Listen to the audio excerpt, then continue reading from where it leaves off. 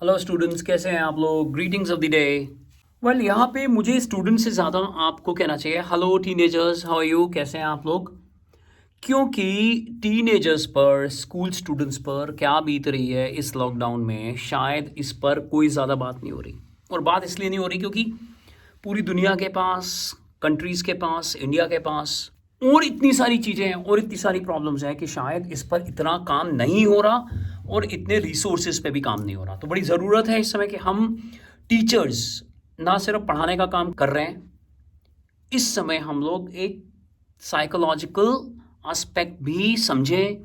यहाँ पर हो क्या रहा है स्कूल्स के अंदर, क्लासेस पे क्लासेस हो रही हैं। अभी मुझे लग रहा है कि अब छुट्टियाँ शुरू होने वाली हैं, लेकिन हो क्या रहा है, क्लासेस पे क्लासेस हो रही है जी। सुबह बच्चा उठ रहा है शक्ल दिखाने के लिए, और आप खुद सोचो मोस्ट ऑफ दी पर्सनस, क्योंकि जब अगले दिन आपको कमिटमेंट नहीं है सुबह उठ के कहीं जाने की, तो आपको नींद नहीं आती है मोस्ट ऑफ दी।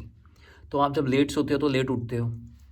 तो अब आप स्टूडेंट्स को तो नहीं ब्लेम कर सकते, भाई उठ जा तेरी क्लास है। अब उस वो हाफ हार्टेडली, आधे मन और आधे दिमाग के साथ वो क्लास अटेंड करता है, नींद में अटेंड करता है, नींद में क्लास ख़त्म हो जाती है।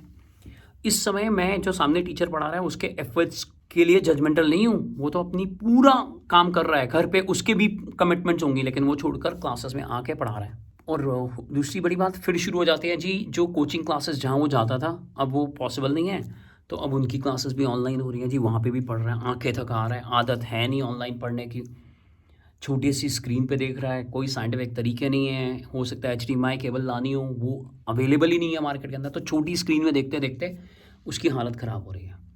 तो बहुत ज़रूरी है यहाँ पर आप टीनेजर्स को, मुझे यहाँ 32 ईयर्स हो गए हैं पढ़ाते हुए, और मेरे एक ही एम रहा कि पढ़ाओ भाई, टीचर हो, थोड़ा थोड़ा हल्का बहुत डांटोगे भी, बट एक हीलिंग टच जब तक नहीं होगा तो बच्चे आपसे कनेक्टेड नहीं होते। और हज़ारों हज़ार बच्चे जो हैं वो हमसे पढ़ चुके हैं, हमारे इंस्टीट्यूट से पढ़ चुके हैं, और आज हमेशा बात करते रहते हैं। और ये बहुत ज़रूरी है कि एक हीलिंग टच हो। बहुत ज़रूरी है कि एज अ पेरेंट जब आप खुद देखते हो कि इतनी फ्रस्ट्रेशन आ रही है, और वो फ्रस्ट्रेशन आप क्या करते हो, आप के सामने टीनेजर, चाहे आई एम सॉरी टू से, चाहे आपका अपना बच्चा है, उसके थ्रू आप अपनी फ्रस्ट्रेशन, गुस्से के थ्रू या स्ट्रेस के थ्रू या डिफरेंट डिफरेंट नेगेटिव शक्लें बनाकर आप उसको थ्रो करते हो। और वो क्या करे, अगर वो उसको रिसीव करता है तो वो उसको कहाँ ले जाए।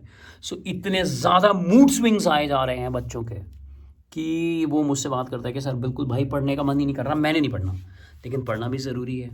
तो सभी टीचर्स से, सभी पेरेंट्स से रिक्वेस्ट मेरी ये है कि इस समय सबसे अच्छा अगर आप काम कर सकते हो तो भाई अपने बच्चों के दोस्त बन जाओ। उनको को पढ़ना भी है और मरना भी नहीं है उसमें, बस पढ़ाई करते जाओ, नोट्स बनाते जाओ, और डिफरेंट डिफरेंट मतलब शेयरिंग केयरिंग का कॉन्सेप्ट यहाँ आना ज़रूरी है। और ये एक दो दिन का नहीं है कि हाँ भाई कोरोना गया तो हाँ केयरिंग गई, नहीं, ये हमेशा चलेगा। तो यहाँ टीनेजर्स भी थोड़ा मेंटल जो स्ट्रेस है उसके लिए उनको लगता है कि यार क्या करें, भाई गाने सुन ले, मूवी सुन ले, चाहे बोर हो रहा है भाई, टिकटॉक जैसी जो एप्लीकेशंस हैं, कुछ नहीं होता, तुझे लग रहा है यार, कई बच्चे क्या करता है, 5-7 मिनट देखा फिर फ्रस्ट्रेट हो गया, हाय यार टाइम वेस्ट हो गया, क्या करना है अब भैया, अभी इतनी कोई लड़ाइयाँ नहीं जीतनी है, जीत लेंगे, उन तुम्हारे में इतना दिमाग है, तुम्हारे में इतनी हिम्मत है, तुम कर पाओगे। तो अभी सबसे पहले ब्रेन को रिलैक्स करो, अपने मन को शांत करो, बड़ा ज़रूरी है।